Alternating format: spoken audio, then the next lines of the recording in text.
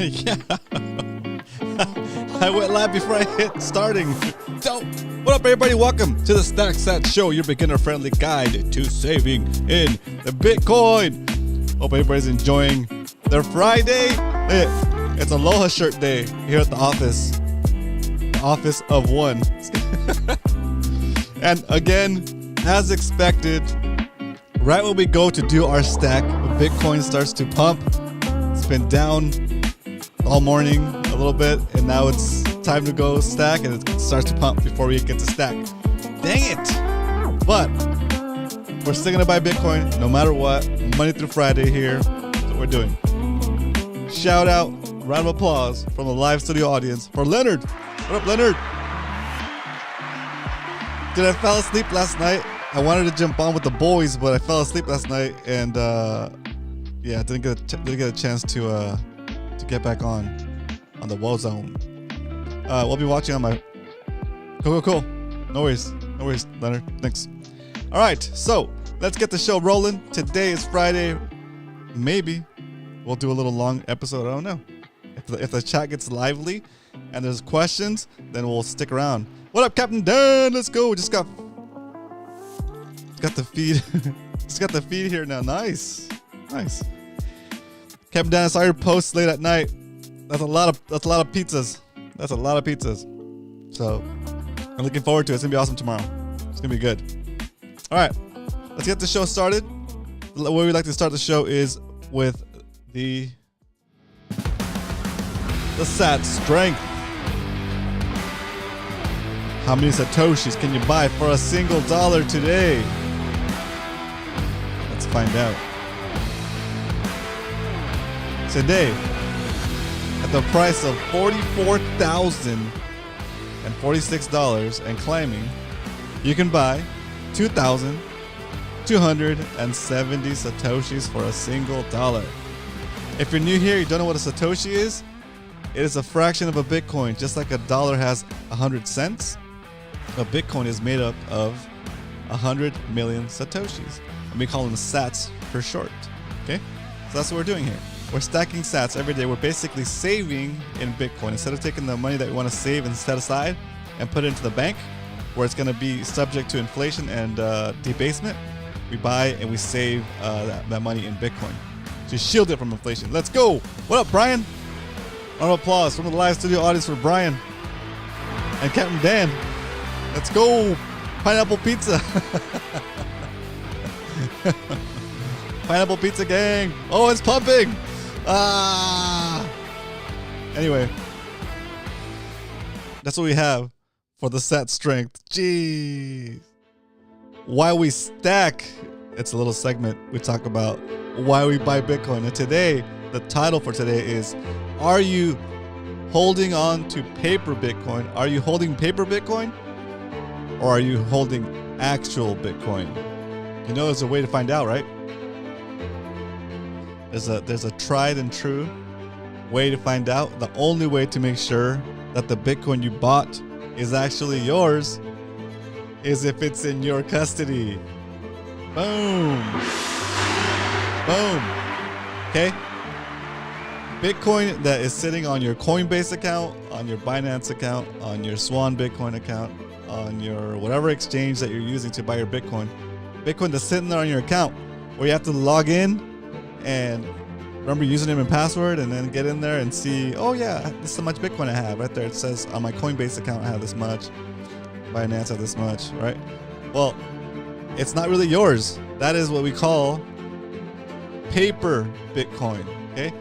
Because there's no way to be 100% sure that the exchange you bought your Bitcoin from is actually holding Bitcoin for you.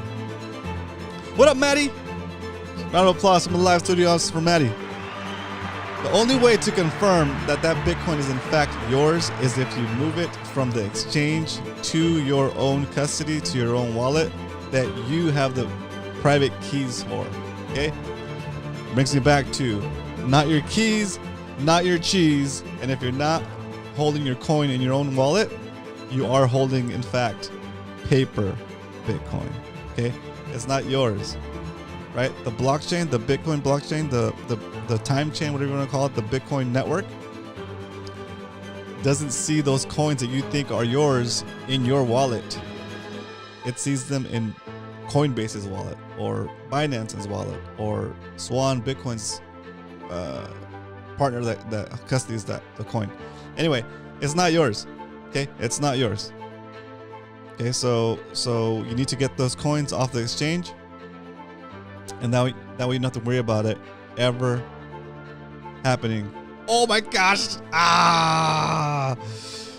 Maddie, I always. What up? Oh man, Bill's BTC in the house. Round of applause. All right, I gotta stop talking. We gotta do this buy for a keys. We're always buying the top here on the show. For some reason, right before I start the show, I'm like, all right, we're gonna get a good buy, and then it just starts to pump. Okay, so we're gonna do our buy, guys. Okay, let's get into the stack recap because it's pumping so hard. Maybe it's gonna. Anyway, let's just do the stat recap. Stack recap. We don't only talk about buying Bitcoin and stacking sats. We actually do it here on the show every day, Monday through Friday, 12:30 p.m. Pacific, 3:30 Eastern. We go on here. We buy some coins, and make it happen. So before we buy today, let's check out how our stash is doing. Yes, we did a smash buy to get to 0.1 Bitcoin. The day was it last Friday, and if we would have done it on Thursday when you said to do it, it would have cost us $200. But since we did it one day later, it cost me $210 or $211.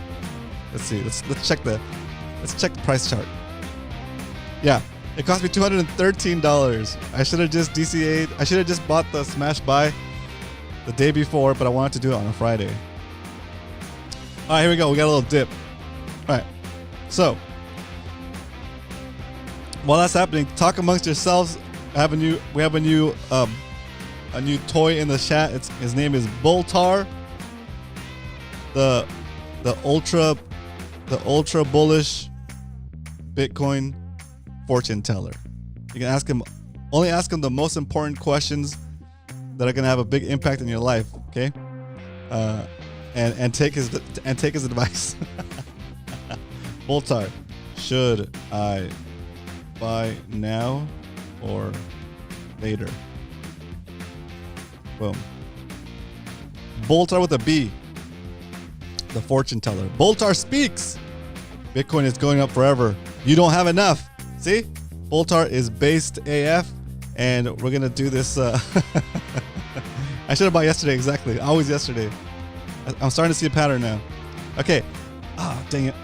I need to log back into my account. Let me log into my account and we'll get this buy going. That's annoying.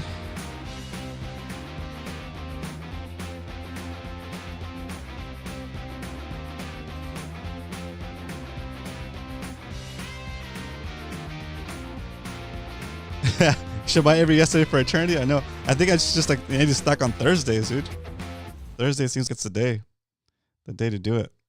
Okay, I'll throw a little background music while I'm logging into my account because I got logged out. Let's see, boom. Stay tuned, guys. We're gonna buy some Bitcoin right now. We're gonna buy $20 worth of Bitcoin to keep our DCA going.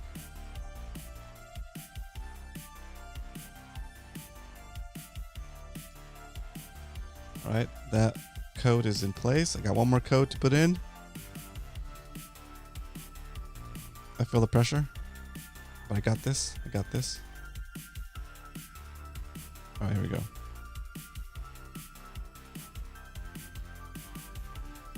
I always feel like a little bit of what do you call this? Like I'm gonna miss out when the little two-factor authentication codes give you like a timer where it's gonna change. I'm like, oh, I got 10 seconds to type it in. Anyway, all right, so here we go. Now that we checked out the stack recap, let's get into what we came to do. It's time to stack some stocks. All right, as you guys know, I like to stack over at Swan. Today we're buying $20 worth of Bitcoin, and let me get this preview. and I will smash that buy button. I'll smash that buy button while you smash that like button. Ooh, I like that. There we go.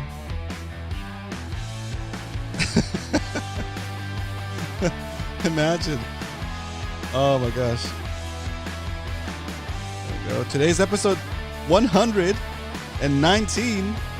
I think the episodes are catching up to the subscribers. Are they? No, we have 120 subscribers. All right, here we go. Bringing it back. Time to cut the music. And we're buying $20 worth of Bitcoin. It's going to cost us 20 cents. Drum roll, please. Oh, man, that's so fast. Look at that. That went so fast. Usually it goes super slow. They've been updating the servers over there or something. Updating the RAM. Oh, my God. I'm buying as it's going up. I didn't even look the price. I didn't even check the price. I bought at the top. I'm sure I bought the top. I'm sure I bought the top. All right. We'll call it a buy. Damn. Let's see what it's going to do. Let's put the buy into the spreadsheet. Play some chillaxing music to calm me down. 12. 8. 23. Our purchase price is the highest ever purchase price on the show history. 44,000. Yeah, I think it is. 44,000. 255. Oh man, we bought the very top. Jeez. All right, it's okay. $20.20 is what we spent, and that yielded 0.0045193. Okay. How can you look at that number and say that the dollar is not losing purchasing power? Look at that. The dollar is definitely losing purchasing power. Okay? And all this little stack, the past seven days worth of buys that I've done, right? 1, 2, 3, 4, 5, 6, 7, well, 8. This is still paper Bitcoin. It's not even real. That's money that's in jeopardy right there. That can be taken by an exchange if they close out and just rug us, right? So until this little stack, this stack of coins or the stack of sats gets moved into soft custody, it is not mine. Okay. So, but anyways, we have an automated setup so it does withdraw every 0.01 Bitcoin. So with that, let's check on the total amount of sats. We got 239,947. It's a lot of sats. That's a lot of sats. Last time Maddie was in here, we were talking about how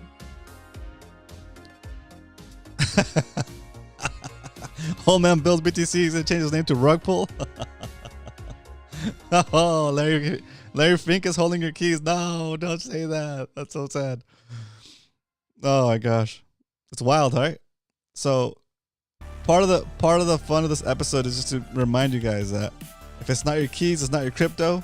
And if you want to get into Bitcoin, there's no better way to do it than just to buy the Bitcoin itself and take it into custody.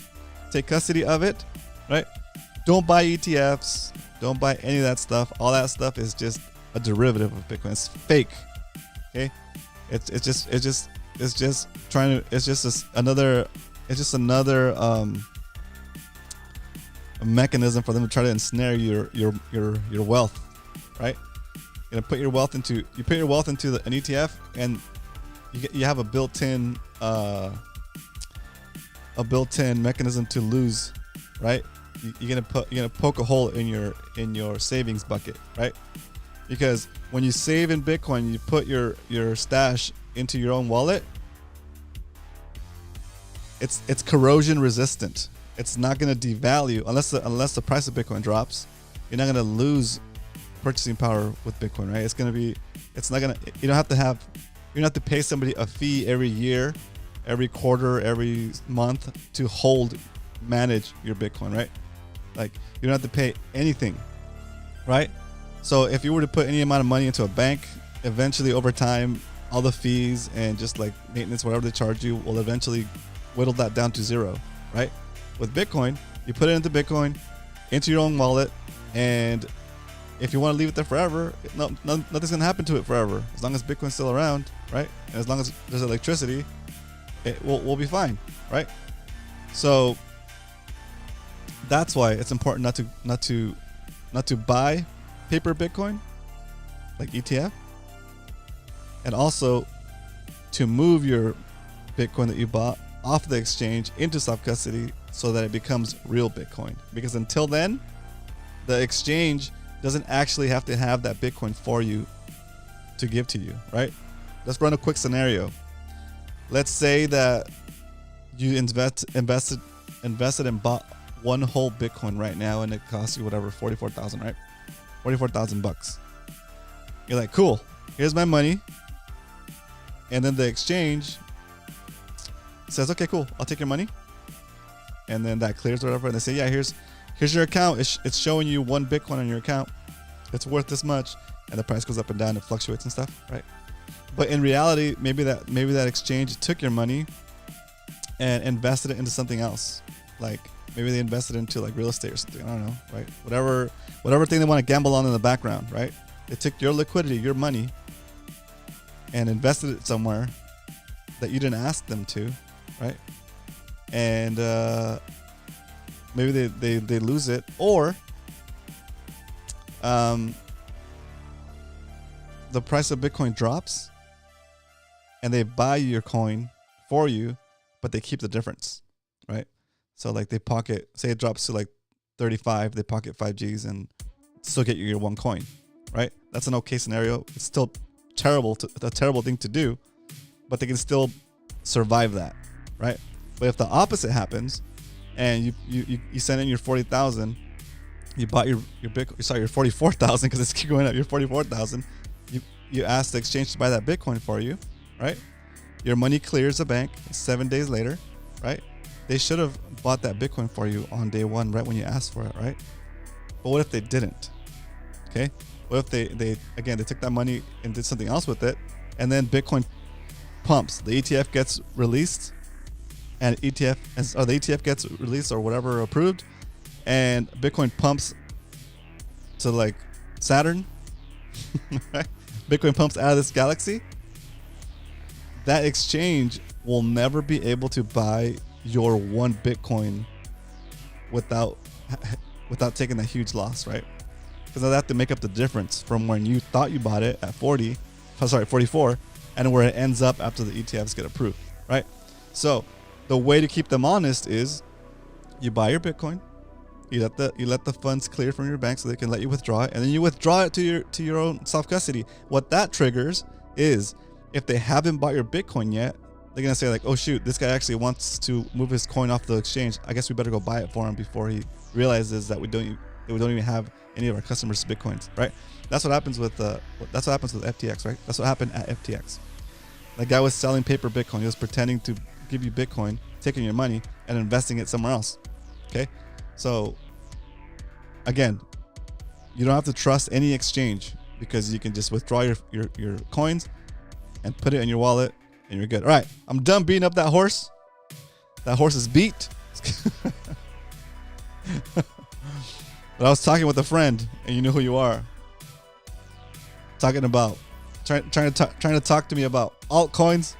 We call those poop coins around here, and we don't mess with that. Okay. And I said, any of those altcoins you're trying to find, you're gambling, right? When you invest in an altcoin, you're gambling, and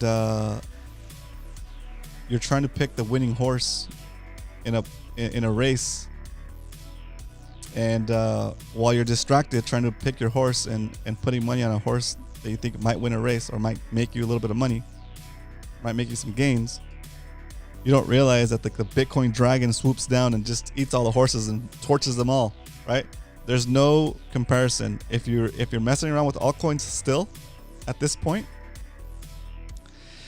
you're gonna get wrecked. You're gonna miss out.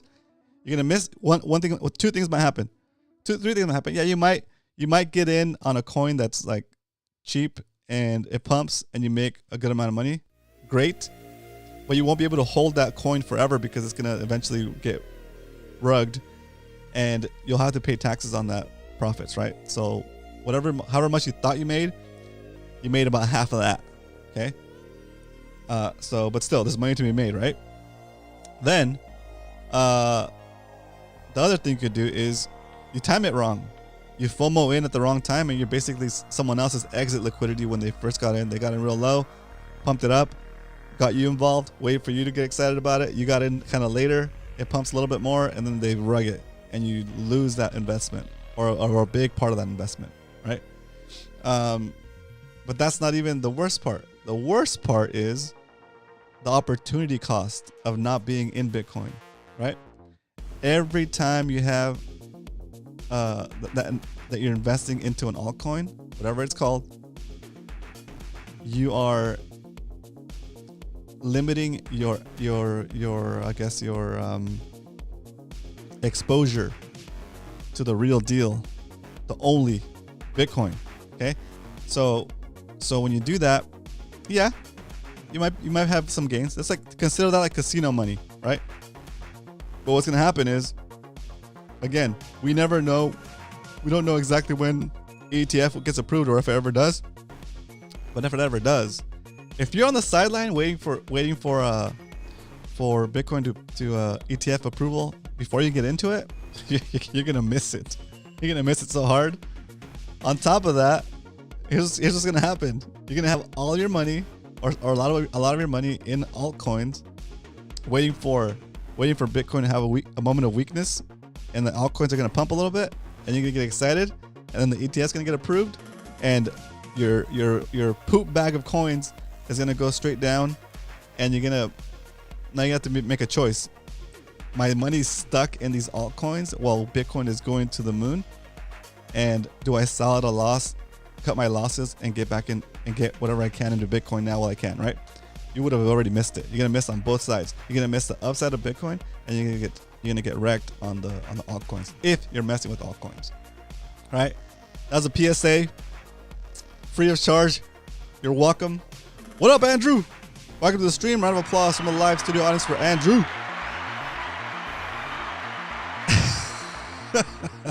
That's right. Keep on stacking. Don't slack. All right. That said, questions. You got questions? I have answers. No, we ain't Radio Shack. Let me know in the chat if you know what Radio Shack is. Date yourselves.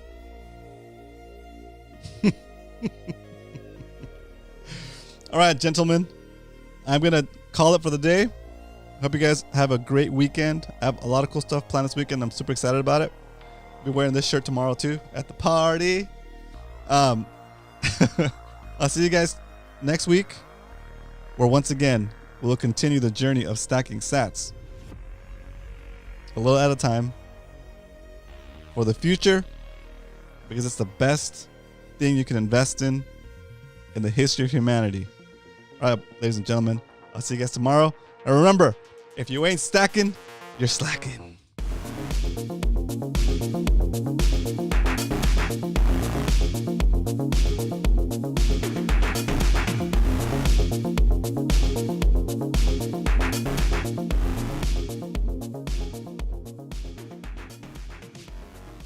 Pump it up. It's pumping. All right, later, guys.